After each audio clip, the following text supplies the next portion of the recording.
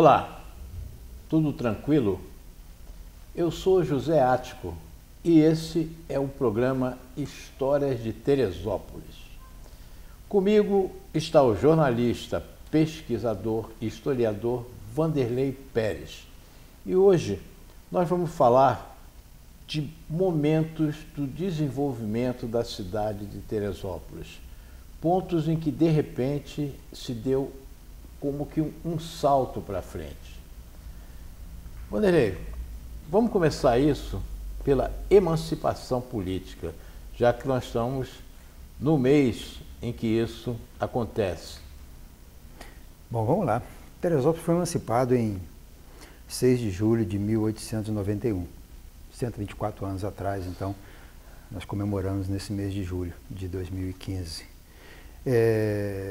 Nesse momento, o município que surgia, ele se separa de Magé e ele já surge com uma quantidade de habitantes, né, cerca de 3, 4 mil habitantes, que moravam mais na zona rural que propriamente na cidade. Então a gente fala muito, quando fala de Teresópolis, remete a 1891, mas certamente que nós temos um desenvolvimento anterior a isso e um desenvolvimento posterior a isso, em alguns momentos avançando mais ou menos, né? Sim. Esses momentos anteriores, vamos falar um pouquinho disso. A ocupação da cidade. Tem a Fazenda Marche. A Fazenda Marche é um ponto marcante. Quando Jorge Marche resolveu arrendar essa fazenda, ele produziu no município de Teresópolis uma mudança bastante radical. É isso? Bom, em 1891, já temos aí quase 50 anos da morte de Marche, que é de 1845. Em 1845, quando essa fazenda deixa de existir, nos próximos 10 anos ela vai acabar, vai ser retalhada e surgir, a partir de 1855, os loteamentos do Alto e da Várzea, primeiro em chácaras grandes, em sítios menores, né, para depois nos lotes. Nesse período, a partir de 55, vários novos habitantes surgem em Teresópolis, é o que vai dar essa quantidade de 3, 4 mil habitantes lá em 1891. Mas até 45, nós tínhamos uma fazenda central no bairro do Alto e várias casas ao longo da Várzea, em direção a Meudon, Hermitage, Prata, o próprio interior, e com vários ingleses também morando nessa região em direção a Friburgo, principalmente, os suíços em direção à Fazenda Alpina, algumas ocupações, o próprio Clausen em direção a Posse, Quebra-Frasco. Então havia, ainda no período Marche, alguns núcleos residenciais surgindo ao longo de toda a extensão do território de Teresópolis, né? Então isso amplia com a morte dele e com o retalhamento da fazenda sede, que era o Alto, ocupando também a Várzea, Agriões, essas regiões aqui. Mas ainda no período Marche havia vários outros habitantes além de Marche, né? O Marche chega aqui em 1818, vem com a abertura dos postos, vem a partir de Dom João VI em 1808,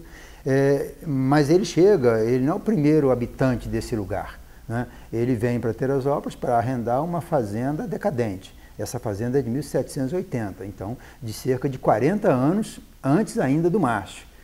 E essa fazenda também não eram, os ocupantes dessa fazenda não eram também os primeiros habitantes de Teresópolis. Os primeiros foram os que vieram na Seis Maria, né? Quando foi... O primeiro foram aqueles que ganharam as Seis Marias atrás da Serra dos Órgãos nos anos 1700. Então, ou seja, a origem de Teresópolis não remonta necessariamente aos 124 anos que nós estamos comemorando nesse mês de julho.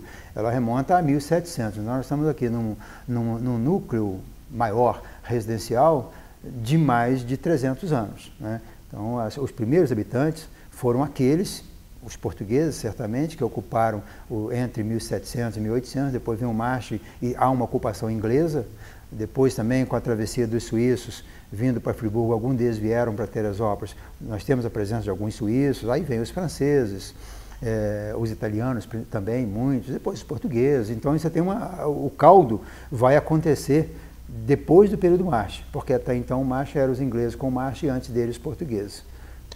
Muito bem.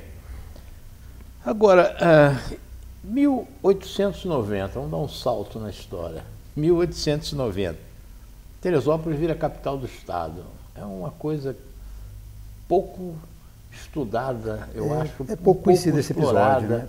Parece que é assim uma coisa, vamos esconder esse período aí, não por parte do teresopolitano, mas por parte do resto. Não, vamos esconder isso aí, que Teresópolis foi capital, não, foi Niterói sempre e tal. Como é que é essa história? Teresópolis é uma cidade que quase toma um outro rumo. Eu não digo nem quase deu certo. Teresópolis deu certo. É uma cidade progressista. Nós estamos aí com cento e poucos mil habitantes, 170 mil habitantes. É uma cidade que desenvolveu de certa forma, de forma parecida com os outros municípios. Mas a característica nossa poderia ser diferente, principalmente se fosse realmente transformado em capital do estado. Nós temos aí Brasília, capital do país, e você tem a cidade satélite. Virou um local insuportável, desenvolveu demais, cresceu demais, né? Nem desenvolveu. E Teresópolis poderia ter desenvolvido e crescido de forma muito diferente se de fato concretizasse esse decreto de elevação da cidade à capital do estado. Isso foi em 1890, sugere até uma dúvida, porque nós temos aí uma fotografia que vai surgir muito agora no mês de julho, sendo publicado como sendo o ato de emancipação do município, uma fotografia do governador Portela e algumas pessoas relevantes ali na Praça Santa Teresa. 1890. Essa foto não é de 1891, como vários livros e várias pessoas legendam essa foto. Isso é 7 de julho de 1890, ou seja, um ano antes, um dia depois, né? Não é de 6 de julho e não é de 1891. Ela é de 7 de julho de 1990, é uma visita do governador Portela a Teresópolis para assinar o contrato com uma empresa, a empresa Estrada de Ferro Teresópolis, que construiria uma linha de ferro ligando Niterói a Teresópolis e construiria aqui a capital do estado. Aí é que surge Teresópolis e aí talvez surja o maior problema de Teresópolis, porque a cidade teria que ser uma cidade salubre, reservando os morros e as partes altas com uma cota superior a uma certa delimitação, que dali não poderia construir. Você teria uma cidade com essas características. Essa delimitação, essa de ocupação do território, permitiu os bairros baixos e tornou as áreas altas terra de ninguém, já que não eram terra do município e não eram particulares, porque os particulares tinham que dar ao município para que não fosse ocupada, para garantir a salubridade. É onde nós temos hoje as nossas ocupações irregulares, são os morros, está aí, você tem a parte alta do Rosário, as cabeceiras dos terrenos, né? Que são terras devolutas, vamos dizer assim. São terras que elas não pertenciam a alguém, pertenciam a todos nós. E a prefeitura deveria cuidar dessa terra para a gente. Mas ela vai e deixa ocupar irregularmente. Então, Teresópolis tem uma característica dessa ocupação irregular diferente das outras cidades, porque essas outras cidades, no seu plano diretor, não foi reservada a parte alta para a salubridade do lugar. Essa capital, ela esteve a ponto de acontecer. Em 1890, a companhia se estabelece, compra todas as terras remanescentes de Teresópolis, principalmente do núcleo central da cidade, e os empreendedores começam a construir a cidade. Abrem a reta, constroem olarias, serrarias, preparam o que seriam os prédios públicos. Em 1891, emancipa a cidade de Magé. 92, 93, nós temos um problema na história do Brasil, que é a revolta da Armada, né? Então, em 93, com a revolta da Armada, quando os marinheiros apontam os canhões para a capital, eles percebem o risco que corria Niterói com os revoltosos. Então, decide-se transferir a capital do país, do Rio, para o interior, que seria Teresópolis, seria Campos, ou até mesmo Brasília, já se pensava nisso. Vários outros municípios poderiam ser a capital do país e a capital do estado tem que sair a toque de caixa de Niterói. Essa transferência, Teresópolis não estava pronta, embora Teresópolis fosse oficialmente a capital do estado. Nada por aqui estava pronto. As ruas não estavam calçadas, os prédios não estavam prontos e os marinheiros, o bicho estava pegando, né?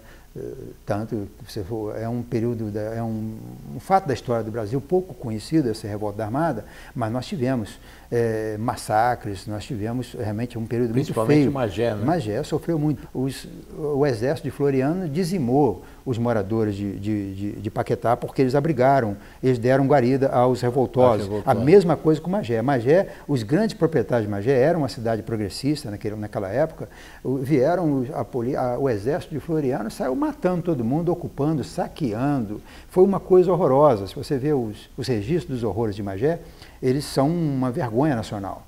Mas, então, isso aí, daí a necessidade de transferir a capital. Teresópolis não estava pronta, Petrópolis não queria ser a capital do estado, ninguém queria a polícia de Floriano perto deles, né? A polícia de Floriano era muito temida, o exército era uma quadrilha, né, vamos dizer assim, né? Não havia comando, eles usavam o poder para usurpar. Então, eles passam a capital acaba sendo transferida em 1894 para Petrópolis, enquanto Teresópolis não ficar pronta. Aí há um desânimo, nós vivíamos aqui do capital, o empreendimento dependia muito do capital inglês, o inglês viu que esse negócio de Teresópolis não ia vingar, também retirou o capital, os empreendedores tiraram o dinheiro e a empresa quebrou. Então, aí acabou o plano. Em 1896, essa empresa que quebrou, ela tinha dívidas. E os credores assumiram a empresa. E um dos credores foi o José Augusto Vieira, que resolve, então, trazer o trem, que é a única coisa que nos sobrou daquele contrato de 1890, que a gente via na fotografia na assinatura, né? A única coisa que sobrou foi o trem, e ele traz isso vendendo as terras para as pessoas ocuparem, para poder arrumar dinheiro para comprar as máquinas, os trilhos e construir a estrada ferro. Ela vai durar, essa construção vai demorar de 1896 até 1908, 12 para 13 anos, e em 1908 finalmente o trem chega ao Alto de Teresópolis, e aí nós temos um segundo ciclo de crescimento na cidade. A partir do trem. A partir do trem. Que vai ter um avanço maior ainda em 1913, quando nós criamos quando o governo do estado cria a prefeitura de Teresópolis, e junto com a criação da prefeitura vem os investimentos, porque o estado estava se reorganizando. Onde criava a prefeitura, o estado trazia dinheiro e trazia melhorias. Então nós sofremos muitas melhorias em Teresópolis a partir de 1913, com a criação da prefeitura. A cidade já estava desenvolvendo a partir do trem, em 1908, e vem novos prédios, abertura de ruas, muitas coisas acontecem em 1913, e aí surge o período das vilas, dos casarões. Se você analisar nos frontões dos prédios, muitos prédios são são do período de 1920. 1913, 15, das duas esquinas do Império, 1922, 26. Os casarões bonitos e os sobrados são desse período de 13, 15 até 25, 30 mais ou menos. Agora, essas pessoas que vieram, que moravam nesses casarões, uma curiosidade que eu tenho, faziam o quê? Eram fazendeiros, eram comerciantes? De que viviam essas pessoas que tinham dinheiro para construir esses casarões, que a gente ainda vê alguma coisa por aí? Teresópolis, nós temos aí uma característica de construção de época, que são os sobrados, os solares e os casarões, né? Os casarões eram dos ricos, que passavam aqui os 3 dias da semana, ou então a família ficava por aqui um mês, no período de verão. O mesmo hábito de ocupação de hotel se fazia no período de verão, a família vir para buscar a salubridade da serra, e enquanto os ricos ficavam morando nas suas mansões no Rio e produzindo dinheiro. Então você tem uma característica dos casarões. Os sobrados, eles eram ocupados pelos empreendedores, os comerciantes prósperos. Os sobrados, que são a construção no que sobrou, e a loja, o comércio, na parte baixa. Então, os sobrados normalmente são 2 pavimentos. No pavimento de cima moram as famílias, às vezes várias, 2, 3, 4 famílias daquele núcleo familiar. E você tem no primeiro andar os comércios. Então, nós tínhamos vários sobrados no centro da cidade. E os solares, que são construções também antigas, que nós praticamente não temos aqui, que são construções parecidas com os casarões, mas que são na beira da rua, na beira da calçada. Então, ali, só lares, só moradias. Então, essas construções, solares temos poucos. É muito comum, Tiradentes, Ouro Preto, você vai ter muitos solares. Mas aqui, muitos casarões, que eram os ricos, que necessariamente não moravam aqui.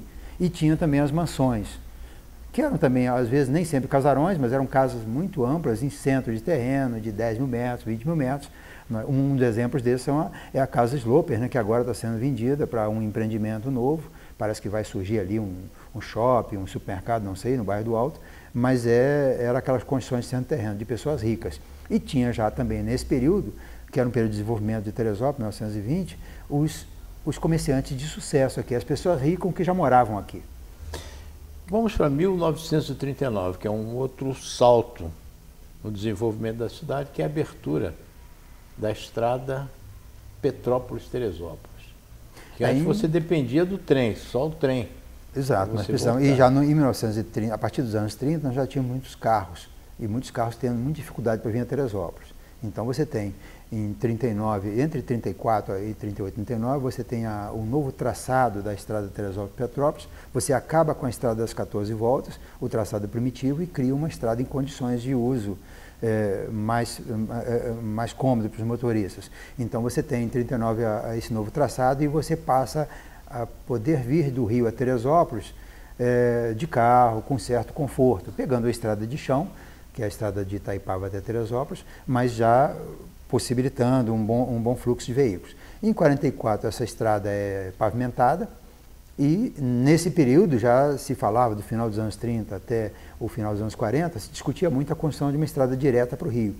Essa estrada seria construída ao lado da estrada de ferro, como foi, sem afetar a estrada de ferro. Então nós teremos os dois transportes, rodoviário e ferroviário para o Rio através da serra e ainda o transporte alternativo por Petrópolis. Essa estrada demorou muito a ficar pronta, só vai ficar pronta em 1959. Primeiro não aconteceu isso, a estrada de rodagem, ela passou por cima da estrada de ferro e acabou. Acabou com a mais ou menos. Né? Em 57, o trem teve que parar de circular porque eles estavam fazendo o trecho da serra no escorrido. Escorrido é aquela montanha que desce muita água, ali, saindo do Soberbo até a Santa, aquele corte criminoso que foi feito na pedra ali, e irregular, aquilo não se faria mais hoje. Normalmente se faria um túnel, porque você torna vulnerável o pé da montanha. Então ali quando fizeram o escorrido, havia descia muita pedra. E essa pedra atingia o trem, atingia o trilho do trem, que ficava uns 100 metros abaixo. Então parou-se o trem de circular para voltar a circular 3 meses depois. Os 3 meses virou 1 ano, 2 anos, e por fim tiraram o trem, porque era os anos JK, era o ano do automóvel. A indústria automobilística do JK. Aí se perdeu esse interesse pelo trem em 59 e o trem parou de circular. Mas nós poderíamos ter tranquilamente o trem vindo a Teresópolis e a estrada de rodagem também, porque em nenhum momento, em nenhum trecho, a estrada rodoviária ela passa por cima da ferroviária no trecho de Magé a Teresópolis. Né? Essa estrada foi ocupada por sítios, por outras estradas menores, mas não teria esse problema. Mas não havia esse lúdico do trem nos anos 60. Hoje o lúdico é para nós de 50 anos depois disso. Né? Então chegamos a 1959, a abertura da estrada nos anos JK. Isso aí, na opinião de muita gente, muitas pessoas até que fizeram estudos sobre Teresópolis, trouxe, evidentemente, um progresso para a cidade, né? Mas trouxe também alguns problemas. Vamos dar uma olhada nos dois lados dessa moeda, que é a abertura da estrada direta entre Rio e Teresópolis. A abertura da estrada direta são aqueles sonhos que a gente tem e depois que conquista o sonho, vê que não era bem aquilo que você sonhava. Né? As ambições de algumas pessoas daquela época, elas acabou se tornando um novo problema, porque a partir da estrada direta você tem um novo perfil de Teresópolis. Então, até 59, quem eram as pessoas do que Teresópolis vivia? A rede hoteleira vivia daquelas famílias que vinham, os ricos, e ficavam 1, 2 meses, até 3 meses hospedados nos hotéis. Hotel Brasil, o antigo Hotel Higino, os hotéis que dependiam e que tocavam a economia local. Com a estrada direta, essas pessoas que ocupavam os hotéis sonharam em ocupar os terrenos e fazer suas próprias casas. Então, E foi o que aconteceu. E foi o que aconteceu. Então, aí teve um boom de desenvolvimento muito grande. Você dobrou, em poucos anos, você dobrou a população da cidade. Porque você passa a morar na sua própria casa, uma casa em centro terreno, chácaras de 3, 4 mil metros, mas ainda assim você tirou o dinheiro, mudou o fluxo do dinheiro. E para fazer essas casas você tem que contratar mão de obra, você também muda o perfil do morador. Os anos 60 em Teresópolis foi o ano de grande favelização da cidade. O Alto já estava se transformando numa favela. As ruas, Jorge Lócio, aquelas ruas, os terrenos que não estavam ocupados, passaram a ser ocupados por barracões de madeira, de zinco, construções improvisadas. Então há necessidade de você resolver essa questão. Cria-se então nos anos 60 o bairro São Pedro. A Vidigueira passa a ser o bairro popular da cidade. Aí você vê hoje a metade da população urbana morando no bolsão do bairro São Pedro, em direção a Bom Retiro, Meudon. Então, a metade da população urbana de Teresópolis mora ali. E esse morador não existia até os anos 60, porque é uma exigência da cidade de ter um morador novo.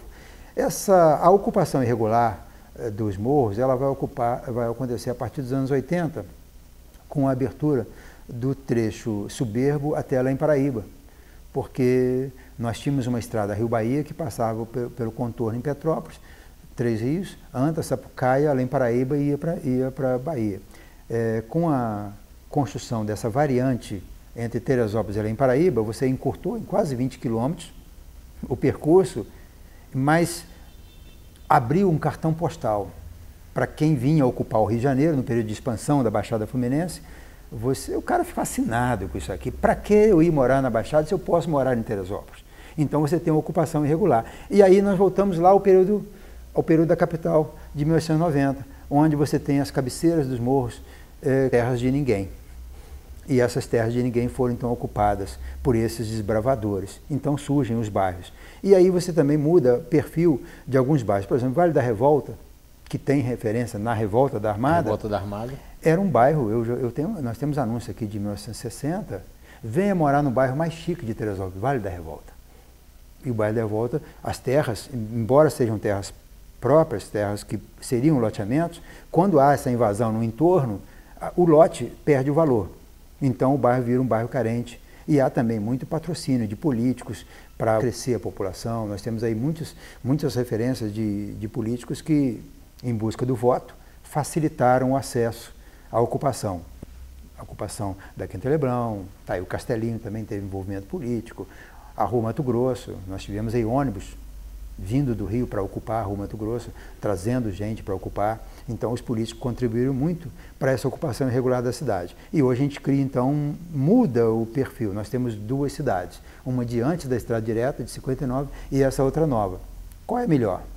A melhor é a que a gente consegue viver melhor, que a gente consegue dar mais qualidade de vida a quem mora nesse lugar. Então, certamente que a que nós temos é muito melhor que a que nós tínhamos antes de 59. Mas é uma cidade diferente, cria necessidades políticas diferentes de políticas públicas, ou seja, são pessoas que vivem de forma frágil e que precisam do apoio do poder público, e não apenas do incentivo. Vá lá, ocupe e a gente dá um título de propriedade para você. Isso é uma inconsequência muito grande. Nós tivemos políticos inconsequentes que fizeram isso com a nossa cidade. Então nós precisamos hoje de conviver com esse novo perfil de uma forma o mais humana possível e dando condições a esse novo morador que nós, em alguns momentos, abraçamos ele e até trouxemos ele para morar na cidade, dar condições a ele para viver bem nessa cidade com tantas carências, né? E mais uma cidade que continua sendo certamente a cidade mais bonita do Rio de Janeiro ou até mesmo do Brasil, porque em lugar nenhum do país você vai encontrar essa cordilheira, esse clima de 1000 metros, esse clima de altitude muito interessante, os atrativos da cidade, a proximidade com o rio. Então nós temos uma possibilidade de uma cidade muito interessante, e é uma cidade que a gente deve se orgulhar muito de morar nela, porque é uma cidade fantástica. Só precisa de alguns ajustes, né? E precisa principalmente que a gente que mora aqui conheça a história da cidade, porque é conhecendo a sua história que você vai gostar mais dela. E a partir do momento que você conhece um lugar, você pode gostar muito mais desse lugar.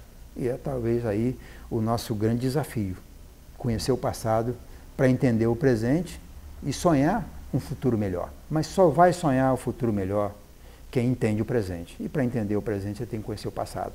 Né? Eu acho que é por aí o nosso caminho, o nosso desafio. Muito bem. Esse foi o Histórias de Teresópolis. E eu vejo você na próxima semana.